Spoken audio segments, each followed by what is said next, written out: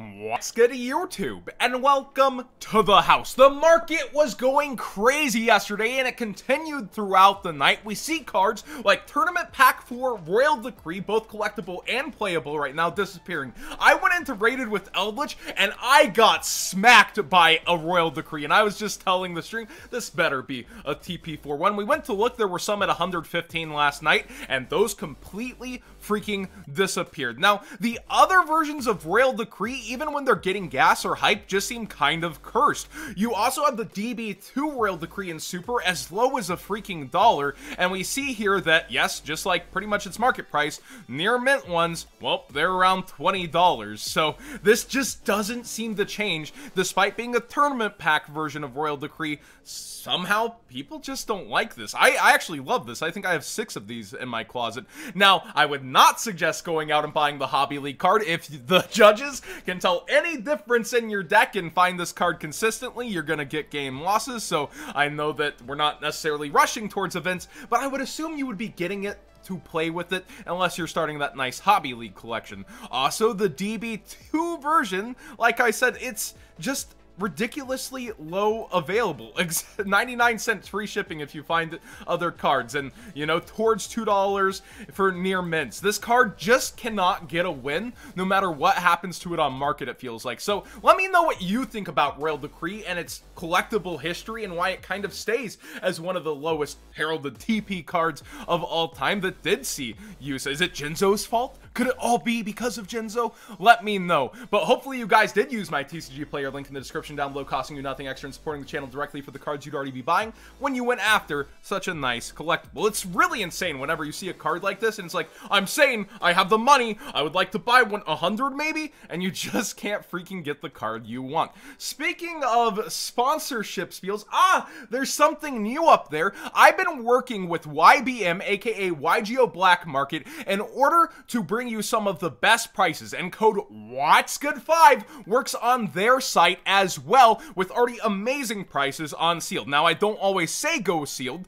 because, you know, short prints and stuff, but let's just take this as an example of how they're really beating everybody out here. Secret Slayers towards $69, pretty nice. And we see over there, they're even listing on TCG Player $80, and the lowest is $75. So this is like one of the cheapest booster boxes on market for it. How are they doing it? They've cut out the middlemen, they no longer have to pay those fees, and they're able to bring it to you guys cheaper. Also, with Eternity code, let's go ahead and add one of these to cart at $63 with code What'sGood5 in the cart. That should bring it down towards, yep, under $60. Cheapest on market, shipped for free within the USA. They're not doing international shipping yet. I know I do have a large international audience, but they will be implementing that later on their site. But for now, they do not have that hooked up yet. So do wait for that, and they will probably charge shipping on that, unfortunately, but we'll see what they're able to come up with and what deals and sales and promos they might run over time. I always love working with people on Ground Pound. Also, speaking of stuff,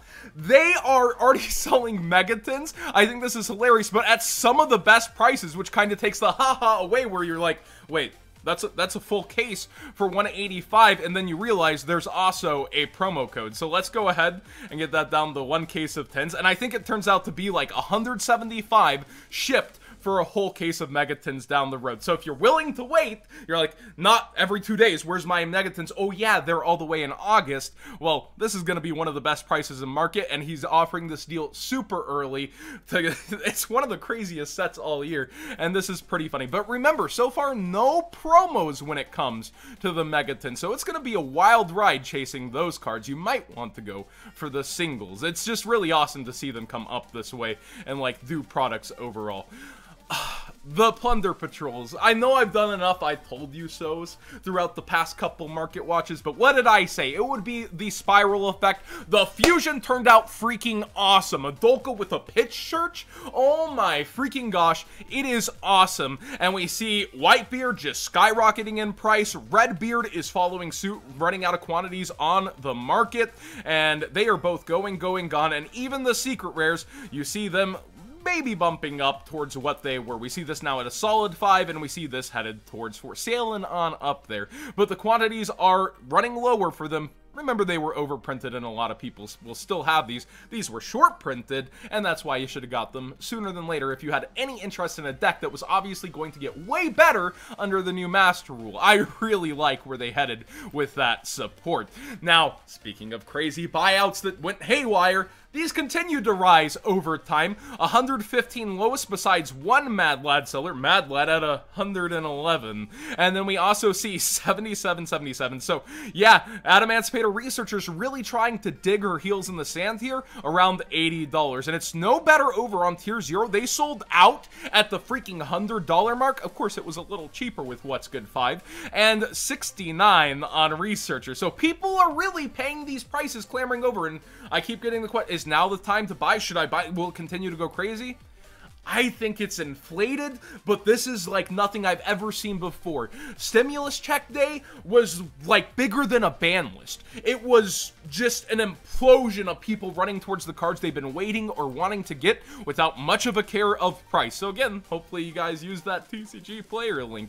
But other cards disappeared too. Every single English dusted gold disappeared up to the $135 mark last night, and we see, oh, Brave listing still straight around there. It's pretty ridiculous.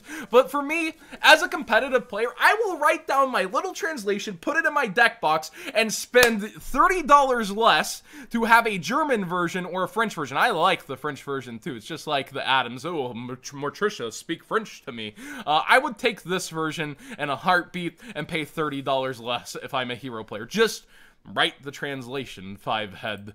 We also see Sky Striker cards getting bought out. Kagari is kind of eyebrow raising. I was telling you guys how the Japanese really value these cards way above what they are over here, like almost double, and now they pretty much doubled in price for some of them. Kagari towards 60 is weird to me though, because there is the alternate art of Kagari. There's a chance it might turn collector rare. Who knows what's going to be in Toon Chaos in those slots. But we also see Shizuku up, market price towards 31. She's towards 40 now. And Hayate was still towards 17 last night, now headed towards 2022 very, very fast. You're not a Sky Striker. Get out of here. And we also see Kaina just kind of chilling, the one left behind, the one that saves you in time, you Sky Striker players. Shouldn't you hollow? Do you just feel too dirty about it? No, you stay in lowest rarity. Do you feel dirty about that? I hope you do.